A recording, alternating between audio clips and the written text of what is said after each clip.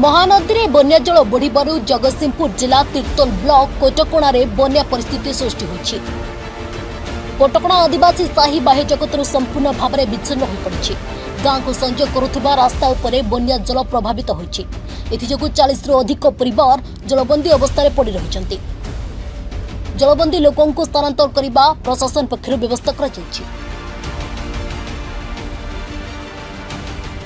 ग्राम panchayat sir दिन 11टा bell सुधा आम खबर पाइलु कि तरजंगा पंचायत जो आदिवासी पड़ा अच्छी कोटकणा ठारे से पा पशि तापर आम जाइलु आदिवासी पड़ा को जाकर लोक स्थानीय लोक अवगत करूँ। उपस्थित सेठार गाई गोरु मानक सब काढ़िक आनी यापर आम चेष्टा करूँ केमती निपर उचित पदक्षेप।